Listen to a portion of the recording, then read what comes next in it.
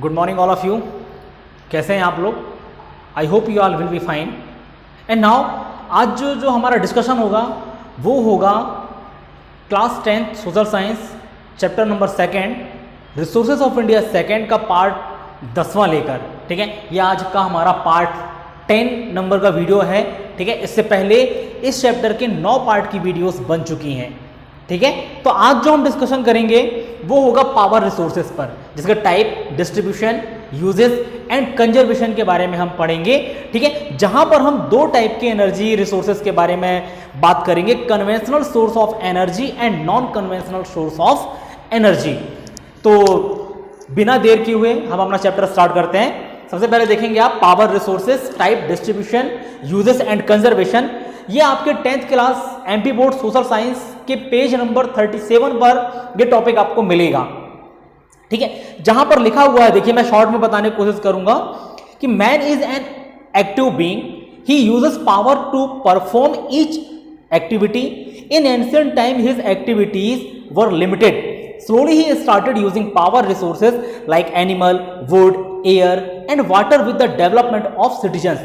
ठीक है, तो इन्होंने कहा कि मैन के बारे में कि एक एक्टिव बीइंग है, ठीक है, कि एक्टिव पर्सन है and he uses power to perform each activity, कि वो किसी भी चीज को परफॉर्म करने के लिए, किसी भी एक्टिविटी को परफॉर्म करने के लिए पावर का यूज करता है। ठीक है, अब ये पावर में जब हम बात करते हैं आगे की पावर उनको मिलती कहां से, किस टाइप की वो पावर सोर्स ऑफ एनर्जी का यूज करते थे, तो अपन देखेंगे कि इन ancient time his activities were limited, यानी पुराने समय में हम देखें तो उनकी एक्टिविटी जो थी वो लिमिटेड थी, ज्यादा रिसोर्सेज की जरूरत नहीं पड़ती थी। लेकिन धीरे धीरे इन्होंने लिखा है आगे कि he started using power resource like animal, would, air and water. ठीक है, इनको पावर रिसोर्स के रूप में यूज करने लगा। लेकिन जैसे जैसे सिविलाइजेशन डेवलप्ड हुआ, ठीक है, तो आज की कंडीशन के बारे में लिखा है कि but now basis resource like coal, mineral oil and electricity are used for operating machines and transportation in this time of industrial development.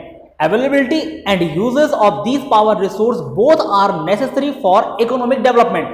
ठीक है, आज के कंडीशन के अकॉर्डिंग इन्होंने बोला कि पावर रिसोर्सेज में अब जो रिसोर्सेज आते हैं बेटा वो है कोल, मिनरल ऑयल, ठीक है, इलेक्ट्रिसिटी, ये सब के सब एग्जांपल्स हैं पावर रिसोर्सेज के।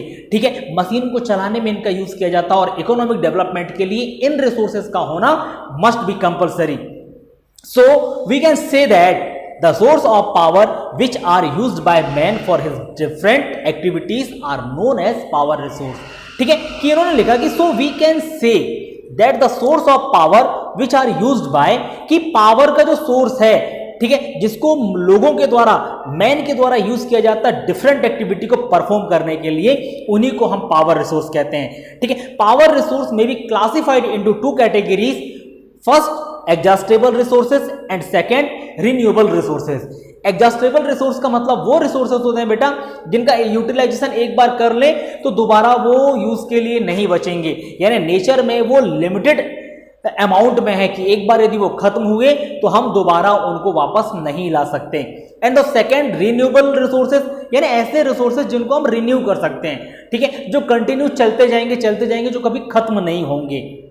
इसी के आगे नेक्स्ट पैराग्राफ में आप देखेंगे कि लिखा होगा exhaustible resource are those resource which are limited and exhaust with the use, that is coal, petroleum, natural gas etcetera. कि ऐसे रिसोर्सेज की जो नेचुरल में लिमिटेड है, ठीक है, कि जो एक बार एग्जॉस्ट हो चुके, खत्म हो चुके, वो दोबारा नहीं प्राप्त किए जा सकते। ठीक, and renewable resources do not exhaust, that is electricity, wind energy, solar energy. तो ऐसे सोर्स ऑफ एनर्जी जो आप यूज करते जाएंगे, कभी खत्म नहीं होंगे, आपको मिलते जाएंगे, उनको हम रिन्यूएबल सोर्स ऑफ एनर्जी कहते हैं। जैसे यहां पर इलेक्ट्रिसिटी है, विंड एनर्जी है, सोलर एनर्जी है। ठीक है, नीचे वाले पैराग्राफ में देखेंगे लिखा है कि nowadays power resource are the basis of overall development. Different activities like agriculture, industry, transportation and other commercial activities are based on the availability of these power resources। तो power resources को इस समय basis बताया है, ठीक है, overall development के लिए एक आधार है कि यदि आपके पास पावर रिसोर्सेज नहीं है तो आपका डेवलपमेंट होना मुश्किल है। कि डिफरेंट टाइप की जो एक्टिविटीज है बेटा, चाहे वो एग्रीकल्चर में हो, इंडस्ट्रीज में हो, ट्रांसपोर्टेशन में हो या अदर कमर्शियल एक्टिविटीज हो, हमको हर जगह पावर रिसोर्सेज की जरूरत पड़ती है। ठीक है, तो इतना ही इसमें आप देखें। नीचे में आता हूं कि जहां पर सबसे नीचे देखेंगे जहां पर आपको conventional source of energy and non conventional source of energy मिलेगा। तो यहां पर कुछ एग्जांपल्स हैं कन्वेंशनल सोर्स ऑफ एनर्जी के, जिस पर कोल। कन्वेंशनल का मतलब पहले समझ लें आप, कन्वेंशनल का मतलब होता है पारंपरिक, ठीक है, जो कि पुराने जमाने से चले आ रहे हैं, ऊर्जा के स्रोत हैं, ठीक है, जिस पर कोल है, पेट्रोलियम है, नेचुरल गैस है, इलेक्ट्रिसिटी है।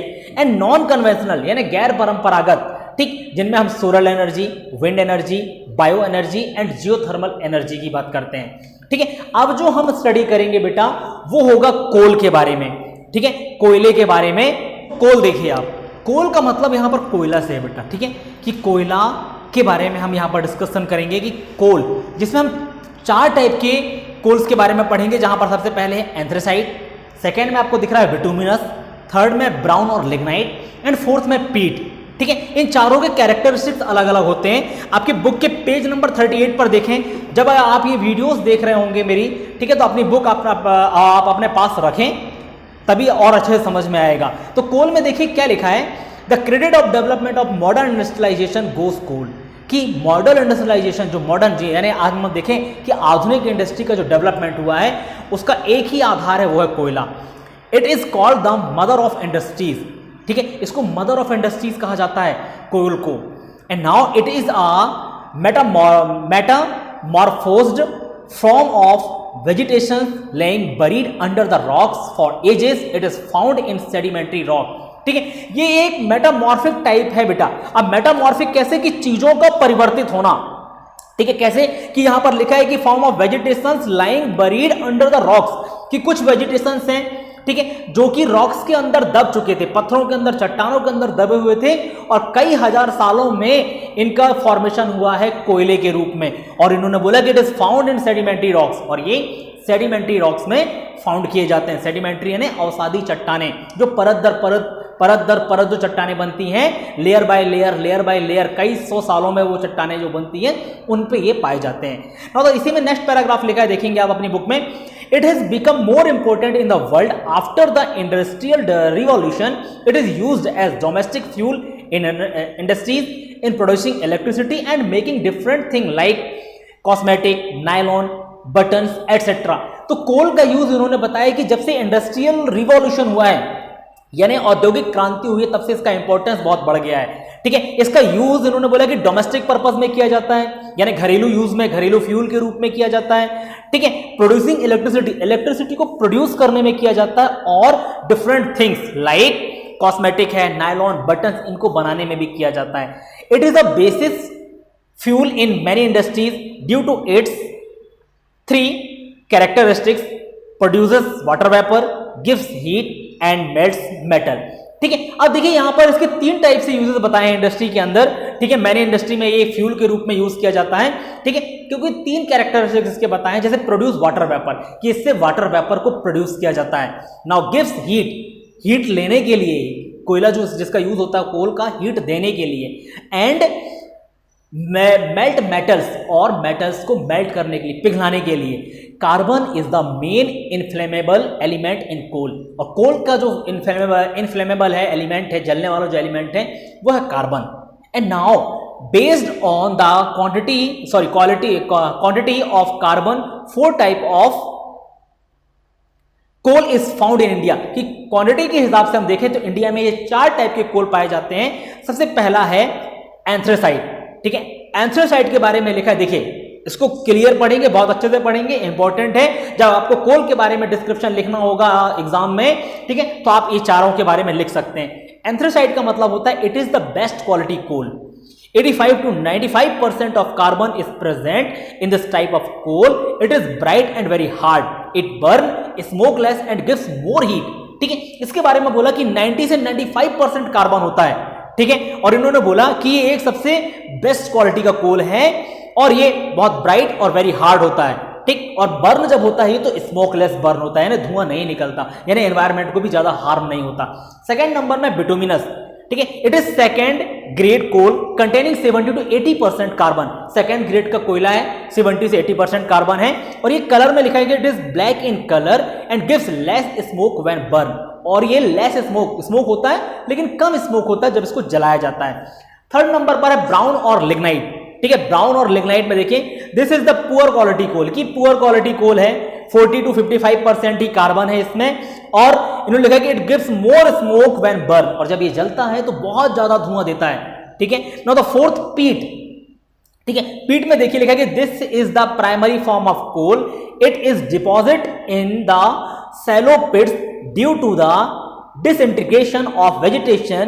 Carbon content is 20% and contains 80% humidity. यदि हम पीट कोल के बारे में बात करें तो ये प्राइमरी कोल माना जाता है, ठीक है। और इसके बारे में लिखा है, सिंपल सा लिखा है कि it deposit in the shallow pits, यानी ये ज्यादा नीचे नहीं मिलता, शैलो यानी छिछले गड्ढे होते हैं बेटा, ये वहीं पर मिल जाते हैं। और ये लिखा है कि to the disintegration of vegetation, की वेजिटेशन का जैसे डिसइंटीग्रेशन होता है, ठीक है। डिसइंटीग्रेशन का मतलब वो धीरे धीरे विघटित होते हैं, तो वहीं से कोयला बन जाता है। बेसिकली ये अच्छी क्वालिटी का कोयला नहीं होता, जिसमें सिर्फ 20% कार्बन का कंटेंट होता है और 80% ह्यूमिडिटी होती है, ठीक है। चलिए अब हम देखेंगे बेटा coal production and coal reserve in India, कि कोल का प्रोडक्शन और कोल के रिजर्व इंडिया में क्या है। तो सबसे पहले आप देखेंगे इस पर लिखा हुआ है कि India rank 3rd in the world in the production of coal. It is placed after China and United State of America, यानी इंडिया का जो रैंक है वो 3rd नंबर है after United State and China. And now coal production in India started in 1774, याद रखें 1774 से कोल का प्रोडक्शन इंडिया में स्टार्ट किया गया था, ठीक है। India is producing 4.7% of total world production, कि वर्ल्ड में जितना कोयला होता है इंडिया उसका 4.7% जो है प्रोड्यूस करता है। Coal contributes 67% of the commercial energy used in the country and 70% in the production of electricity, कि इलेक्ट्रिसिटी का जितना प्रोडक्शन होता है बेटा उसमें 70% जो प्रोडक्शन है वो कोल के द्वारा किया जाता है। और कमर्शियल यूज पे उन्होंने लिखा है कि कमर्शियल एनर्जी यूज में 67% कंट्रीब्यूशन जो है वो कोल का है, ठीक। Now it rank 7th in coal reserve in the world. यदि हम इंडिया की बात करें तो कोल का रिजर्व, रिजर्व का मतलब बेटा ऐसी चीजें जो यहां पर दबी हुई हैं, अभी हम निकाल सकते हैं यहां से, ठीक है, वो रिजर्व है यहां पर। तो जो कोल का रिजर्व है उसमें हम वर्ल्ड में 7th नंबर पर आते हैं, ठीक है। Total estimate coal reserve is 2,53,301 million ton. यदि हम देखें तो लगभग 2,53,301 मिलियन टन जो है वो हमारे यहां पर कोल का रिजर्व है। And coal reserve are found in Jharkhand, Orissa and Chhattisgarh, ये 3 जगह पर है जहां पर कोल के रिजर्व हमको मिलते हैं। नाउ कोल प्रोड्यूसिंग एरिया, अब देखते हैं कि कोल किस एरिया पर प्रोड्यूस किया जाता है। तो यहां लिखा है कि coal in India occurs in the rocks of Gondwana period and the tertiary period. On the basis of this, there are 2 main coal producing region in India. 2 coal producing region आपको बताएं यहां पर। पहला है गोंडवाना कोल फील्ड एंड दूसरा है tertiary coal field, यानी गोंडवाना के अलावा जो और क्षेत्र बचते हैं उनको टर्सरी क्षेत्र बोल देते हैं। तो गोंडवाना पर देखिए क्या लिखा है कि most of the coal in the country occur in these rocks, 96% coal reserve and 99 coal production of India are located in this region. तो गोंडवाना रीजन में 96% कोल का रिजर्व है और 99 कोल का प्रोडक्शन इस एरिया से किया जाता है, ठीक है। अब इसमें लिखा है कि coal field of Jharkhand, West Bengal, Orissa, Chhattisgarh, Madhya Pradesh and Maharashtra are of Gondwana period, कि गोंडवाना पीरियड में देखें तो ये जगहों के नाम जो आप अपन ने पढ़े हैं यहाँ पर कि झारखंड, वेस्ट बंगाल, उड़ीसा, छत्तीसगढ़, मध्य प्रदेश एंड महाराष्ट्र, ठीक है, ये गोंडवाना पीरियड की जगह है। And now good quality bituminous coal is found in this region, और इसी रीजन पर जो 2nd नंबर का कोयला है बिटुमिनस वो फाउंड किया जाता है।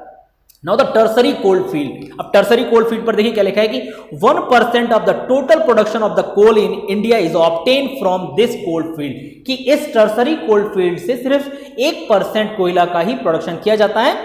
The state of Assam, Rajasthan, Gujarat and Tamil Nadu etcetera, और जो इसके स्टेट्स हैं वो असम, राजस्थान, गुजरात और तमिलनाडु हैं, ठीक है, are situated in these coal region here lignite the inferior type of coal is found, और यहां पर लिग्नाइट जो हमने 3rd नंबर पर पढ़ा था, ठीक है, ये ज्यादा सुपीरियर नहीं होता, इंफीरियर टाइप का कोल होता है जो इस रीजन पर फाउंड किया जाता है। एंड नाउ नीचे देखेंगे आप, main coal field of India are shown in the map of India, ठीक है, आपकी बुक के पेज नंबर 39 पर एक मैप बना जो मैं यहां पर शो कर रहा हूं, आप यहां पर देखिए इस मैप में क्या लिखा है, ठीक है, इसके सिंबल देखिए, सिंबल में देखेंगे आप यहां पर कि कोल कोल का सिंबल बना है, पेट्रोलियम का सिंबल बना है, यूरेनियम का सिंबल बना है और नेचुरल गैस का सिंबल बना है।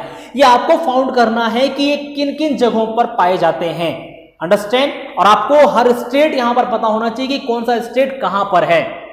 जनरली मैं कोल का बताऊं तो आप देखेंगे कोल जम्मू एंड कश्मीर में है, राजस्थान में है, मध्य प्रदेश, महाराष्ट्र, तेलंगाना, ठीक है। तो इस टाइप से निशान आपको इस मैप में देखने हैं। ऐसे ही पेट्रोलियम है, ऐसे ही यूरेनियम है। तो यहां पर लिखा है, देखिए, main coal field of India are shown in the map of India, they are. अब यहां पर कुछ नाम दिए हैं, रानीगंज फर्स्ट में, second Jharia, third Chandrapur, fourth Bokaro, fifth Karanpura, six कोबरा, 7 सिंगरौली, 8 तटापानी, 9 तलचर, 10 हिमगिर, 11 सिगरैनी, 12 पेराघाटी, 13 कटापाली, 14 माकुन, 15 कंपाती, 16 वेनाला, 17 पलाना, 18 करेवा एंड 19 पंधो, ठीक है। तो ये कुछ नाम हैं जहां पर कोल का प्रोडक्शन होता है और कोल के फील्ड हैं, ठीक है। और मैप में आपको इन चीजों को आइडेंटिफाई करना है कि किन किन, बेसिकली आप मैप में ये ध्यान रखें कि कौन सा मिनरल किस स्टेट में पाया जाता है।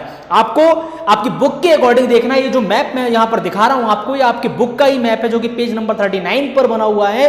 तो इस पर जो 4 चीजें दी हैं, coal, petroleum, uranium and natural gas, सिर्फ आपको ये फाइंड करने हैं और अपने आंसर के साथ इनको मेंशन कर देना है। हो सके तो आप अपने आंसर को बेटर बनाने के लिए मैप का भी यूज कर सकते हैं, मैप भी बना सकते हैं। तो हम आज के लिए इतना ही पढ़ेंगे। कल जो हम पढ़ेंगे, यानी हमारे जो नेक्स्ट लेक्चर में हम पढ़ेंगे, वो होगा मिनरल ऑयल, जहां पर हम मिनरल ऑयल के प्रोडक्शन के साथ साथ हम मिनरल ऑयल के प्रोड्यूसिंग एरिया देखेंगे, ऑयल रिजर्व एंड प्रोडक्शन देखेंगे, जहां पर कि कुछ ऑयल रिफाइनरीज हैं इंडिया के अंदर, हम उनके बारे में स्टडी करेंगे। तो आप लोग थोड़ा सा कोशिश करिए कि इसके आगे की चीजों को आप बुक में पढ़कर रख सकें, ठीक है। उसके बाद जो होगा फिर अपन तो पढ़ेंगे ही। चलिए आज के लिए इतना ही। Thank you so much.